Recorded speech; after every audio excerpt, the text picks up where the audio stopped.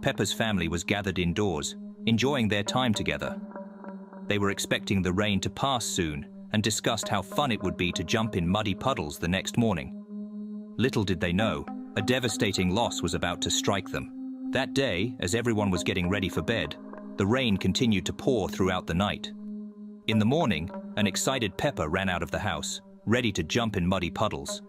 However, as she stepped outside, she noticed that there was a massive flood surrounding their home, with no other dry land in sight. Daddy Pig did not expect this either and jumped out of the house right into the water. It was the worst flood the Peppa Pig family had ever witnessed. As they discussed their situation, they realized that their mobile phones were not working, leaving them completely isolated. Unable to swim, and with nowhere within walking distance, they decided to wait it out. Mummy Pig started to prepare breakfast but discovered that there wasn't much food left. They had been planning to go to the supermarket that day. Mummy Pig estimated that they had about 2 days' worth of food left. She also predicted that in 2 days the water level would recede enough for them to walk to their neighbors or for help to arrive, so there was no need to panic. However, as the next night fell, more rain poured down, causing the pig parents to worry. The water level hadn't decreased at all. By the end of the second day, the situation was the same. On the third morning, there was no improvement. No help had arrived, the water hadn't subsided, and they had run out of food. There was nothing left for breakfast. George took a few sips of ketchup from a bottle just to have something in his stomach. On the fourth day, hunger began to take its toll. Peppa, weakened by exhaustion, started to feel sick. She had contracted some sort of illness. George and the parents were holding up well. By the fifth day, Peppa did not leave her room anywhere. The parents could endure not having food, but they were afraid for their children. In addition to hunger, they suffered from utter boredom. Towards the evening of sixth day, George too fell ill, his young body unable to handle the lack of food. Parents was crying that day, which upset George, feeling powerless in the situation. George woke up on the seventh morning to a strange smell coming from the kitchen. His parents told him that they had found some food for him, his first proper meal in 5 days. It was strange food, unlike anything George had ever eaten before. The texture was soft and chewy. Perhaps it was the extreme hunger, or perhaps it was the taste itself, but he found it delicious. The parents watched him with empty stares. Suddenly they heard a voice from the street. Grandpa Pig had arrived in a small boat bringing food supplies.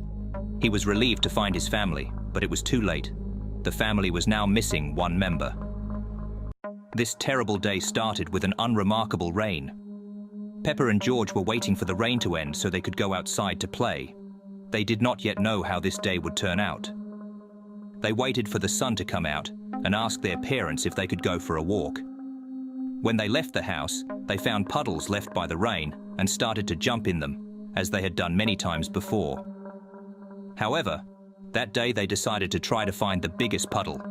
They walked further and further away from home. They went so far that their parents could no longer see them. George saw a big puddle and wanted to jump in it, but Peppa stopped him. She wanted to make sure the puddle was safe enough for him, but she didn't think about her own safety. That was the worst mistake of the day. Her whole body sank into the puddle. A nose was barely visible on the surface of the puddle from the recently cheerful pig. George couldn't contain his horror and started to cry. He realized that help was needed as soon as possible. He could hardly remember the way home and ran in the random direction. After some time, he did not notice a puddle under his feet and fell into it himself. He was pulled up to his waist in mud. He couldn't get out no matter how hard he tried, but the upper half of his body was free. All he could do was scream and call for help from the puddle. Because George had run too far away from his parents, they couldn't hear him. An hour after Peppa Pig and her brother went for a walk, Mummy Pig started to worry. She talked about it with Daddy Pig, and they went out to look for their children. After 20 minutes of searching, they reported their children missing. After that, every resident started looking for Peppa and George. The search lasted for several hours, and even helicopters were involved. George was the first to be spotted by Daddy Pig, who heard faint cries for help, approached, and saw him. George was in a state of hypothermia. He had caught a cold from the dam, exhausted. Daddy Pig pulled him out and tried to find out where Peppa was. George himself has slurred speech due to his age, but because he had been in the mud for several hours, all that could be understood from his speech was that something terrible had happened to Peppa. Then George slowly started walking in one direction. He stopped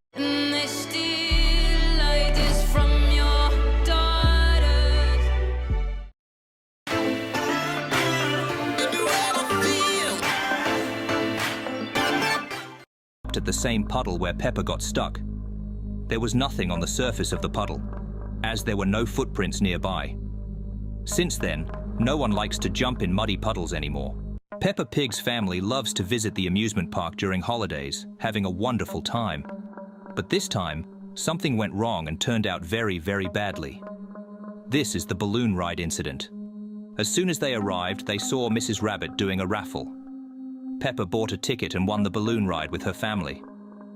Peppa dreamed of trying a hot air balloon ride, and now her dream was coming true.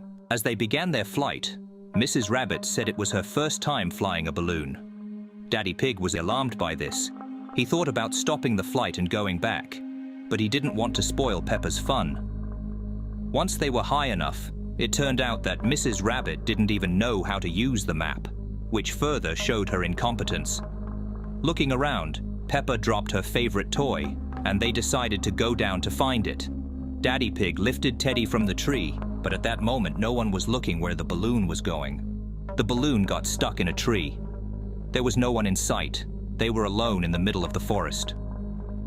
After studying the map, Daddy Pig realized that they were very far from everyone. They called for help with a loudspeaker for several hours, but no one answered. At this point, Daddy Pig decided that due to the distance from the others, they could wait for help for days, so he'd better carefully climb down the tree and go for help. However, when he climbed down the tree, his foot slipped, and in an attempt to grab the tree, he badly scratched his hands and finally fell. As soon as he regained consciousness, he felt pain. His leg was broken. His family was shocked, but he said that the bruises were minor and that he would be able to get to the help he needed so badly. At that moment, this idea seemed good to him. Because of the adrenaline rush, his pain was dulled.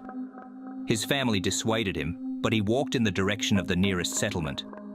At first he walked with a limp, then began to crawl, then stopped. Peppa Pig watched as his body lay motionless, not responding to being called.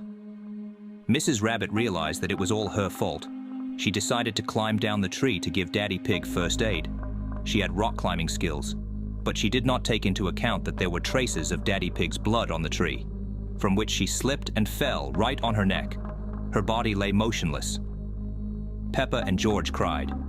It was too dangerous to climb down themselves, and all that remained was to hope that help would come. Help arrived about an hour after the incident. The locals saw where the balloon was going, and after it did not return for a long time, they became worried and went in that direction. That day, they lost 2 valuable persons.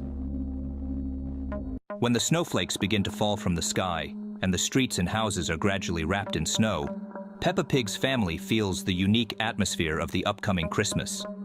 During these moments, Peppa likes to spend time with her beloved brother George. However, from that day on, she would never be able to play with him again. This is the story of a missing person, the investigation of which dragged on for several months. It all started with unremarkable snow. Peppa and George ran outside to play in the snow. They were enjoying the winter. The snow was very deep that day. After they had played enough, they decided to return home. But George did not go in. When Peppa had lunch, she decided to go back outside and saw a big snowball.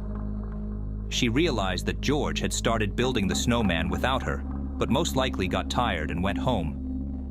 She completed the snowman with head, and then came to her room to show the snowman to George, but he wasn't there. She got worried and told her parents. The parents went to look for George. They couldn't find George. When they called the police, the investigation has begun. The police could not find any traces of George due to the fact that the parents had already trampled around while searching. They could only find the blue hat left by George. A month passed, followed by another, but no one could find George. What made him run away? And where is he now? When Peppa went home, He decided to return for some reason, but the way out of the house goes down the slope. He fell during the descent. Due to the slope of the mountain, he did not stop when falling and began to tumble down the mountain. Snow began to stick to him, gradually forming a ball. When that ball of snow with George inside stopped, George couldn't even move. He could barely breathe. He was lying without oxygen, unable to move and in the freezing cold. It's a terrible situation. He was probably alive when Peppa was building the snowman, but he couldn't call for help from Peppa, who was decorating the snowman in the meantime. No one has touched the snowman since then. However, it could not stand forever. And one warm spring morning, Peppa went for a walk. Can you imagine life without Voxy Mobile's unlimited social media and YouTube shorts? And saw her brother. Since then, she has been afraid of snowmen, of what might lurk inside them. Peppa's family loves spending time together. This time they were playing hide and seek. No one could have guessed how badly it would end. It all started with George not being the best player. He decided to hide under the table. Peppa immediately found him and scolded him for hiding poorly, saying that next time he needed to find a better place. Next time he was hiding, he decided to find the most unexpected place. He thought he would definitely win. His parents encouraged him, and he went to find a place to hide. He ran into his parents' room and saw a quite tall vase. He figured that if he could fit in there, Peppa wouldn't be able to find him. He brought a chair, stood on it, and began to climb into the vase head first. However, he couldn't. He got stuck upside down, unable to get out. He started to worry and was about to call for help, but he thought if he could just squeeze a bit further, he could flip over into the wider bottom of the vase.